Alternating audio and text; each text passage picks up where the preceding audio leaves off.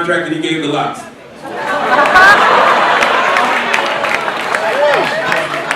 But we do appreciate when they approached us, they told us we didn't have to change anything about the show. There's just going to be some cameras in front of you, and we're still getting adjusted to that. Sometimes Envy is still whining to music and the camera's on him. But you know, there's a lot of things that we are getting adjusted to, but we haven't changed anything. Not at all. Well, one thing I want to, thank Puff, thank the whole Revolt staff.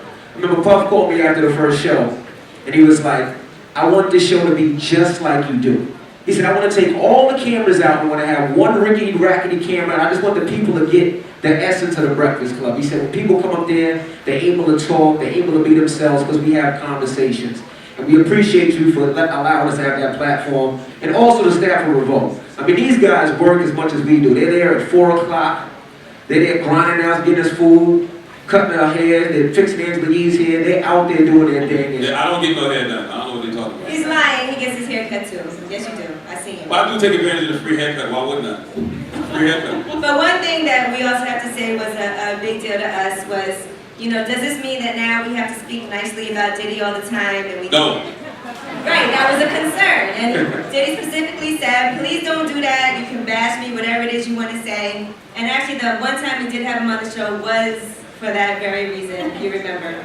So I'm the reason that we don't Revolt now, basically. Right, Diddy? Yeah!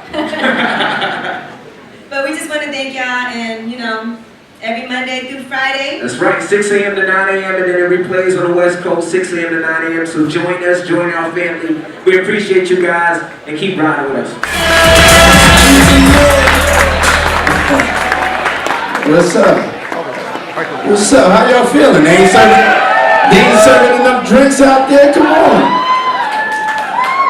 Apparently, I don't know what an Upfront is because I'm thinking it's a concert or something. But can y'all make me feel comfortable and make some noise in here?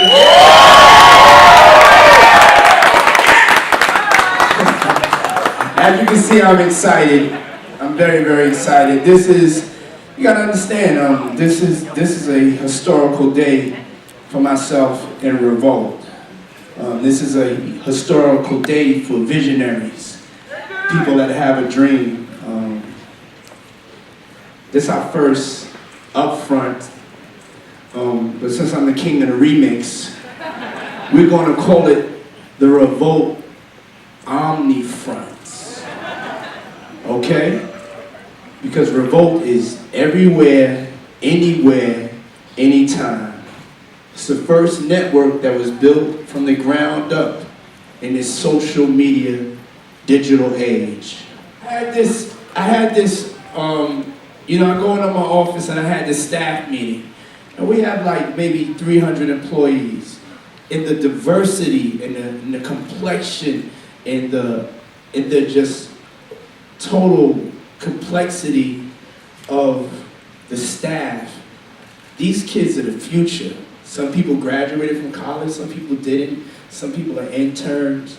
Some people, it's their first time working in television, but they know music. They're music fans. They know what the most powerful, the most powerful way of communicating globally is through music. Hands down. The only thing more powerful than music on a global front is religion. If you think about it.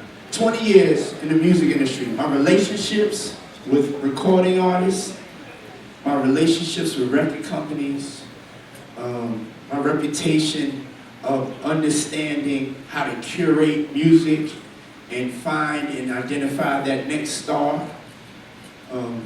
It was a natural transition for me. And beyond that, once the leaders of music, so-called music television, and we don't represent music television, by the way, we'll get to that in a second, but the leaders of music television, they changed their business model, and I don't knock them for that.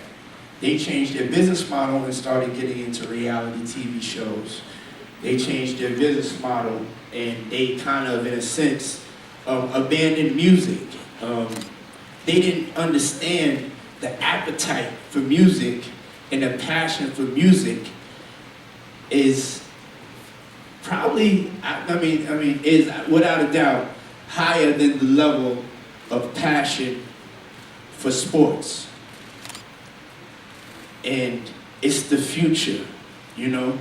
More kids want to become musicians today or executives in the music industry than back in the days when you used to want to play Little League or you used to want to play football. So my thing was to bet on the future. If they was going to really abandon this platform, and I was feeling it, you know? I own a record company, recording artists, and they were telling me I had to go on Dancing with the Stars, and I'm like, I'm not going on Dancing with the Stars, baby. So I was like, I'm going to create this platform, and we are going to cover. And I said I'm going to follow my hero, or two of my heroes.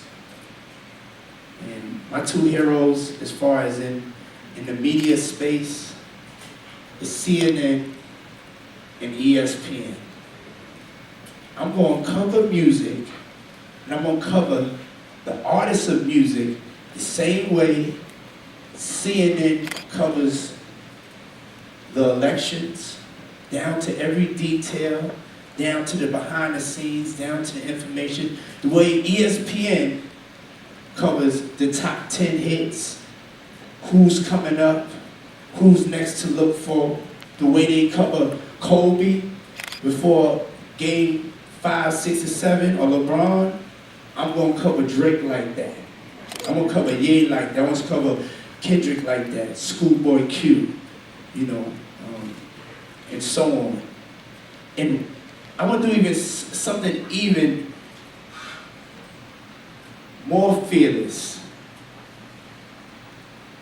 I'm going to have it be multi-genre. What's going on right now is the way young people consume music, they don't consume it by genres. We have a festival generation, you know? So as all of y'all, you know, try to get it advertised with the festivals, you have to make sure you're authentic. You have to make sure that the person that's bringing you to the party and introducing you and walking you to where you need to be is the right person. And Revolt stands for that. We are the conduit. We are an audience company. We are, in effect, if you don't understand, a middleman to be able to get to you, identify the artists that you should align your brands with that can take you to the next level. So when you go to Coachella, you just don't go and you just bought some ads, and you just did this, and you just did all that caveman shit. You know? That you are up to date, you are disruptive. Because they go from stage to stage to stage. They don't care if they white, they black, they straight, they Muslim, they Catholic, they just want to hear some good music. And that's what Revolt is about. Revolt, if you turn on Revolt, what we've been able to do in 5 months, what's the day we started? October? Six, but this was the first day. I thought it was, I just wanted to make sure. October 21st, we started and launched Revolt from the steps of Notorious B.I.G.'s home. And that was a big day for us. Our dream and our vision is to be the #1 most trusted, and I don't still see it there, but I love it, trusted name in music. When you think about a musical brand, there's not a #1 brand that gives you detailed, insightful, curated music information, that has relationships with artists, that peel back the onion and let you know why the record was made, that do live performances, that really focuses on music. And that's what we do. And we feel that it's an extremely exciting time for music, and we have the numbers to back it up. Young people, the #1 category of entertainment that they follow digitally is music. That's just a fact. You know? the thing that they talk about the most online is music. That's just a fact. When you talk about the top 10 people on Twitter, Instagram, Facebook, 7 of the top 10 are musicians. That's just a fact. Thank y'all for staying. I want y'all to remember this day, you know? And I want to thank everybody that got down early, and the ones that come later, it's just gonna cost you a little bit more, baby, that's it. But at least you come and you're invited to the party. Whenever you get there, it's a marathon, not a sprint. We thank y'all very much. Now the party begins, because I'm gonna tell you one thing. We know how to throw a party way better than we know how to do it up front, okay? Trust me. Thank y'all for coming. Thank you, I love you guys!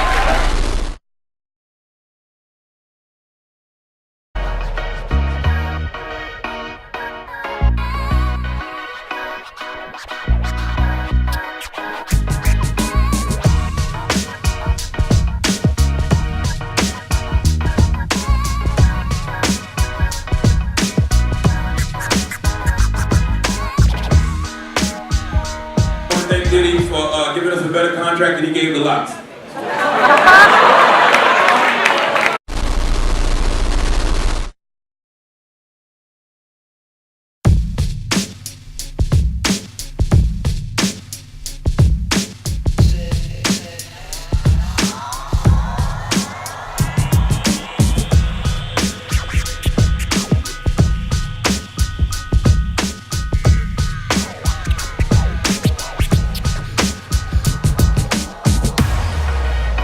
Just like you do. He said, I want to take all the cameras out and want to have one rickety-rackety camera, and I just want the people to get the essence of the Breakfast Club. He said, when people come up there, they're able to talk, they're able to be themselves because we have conversations.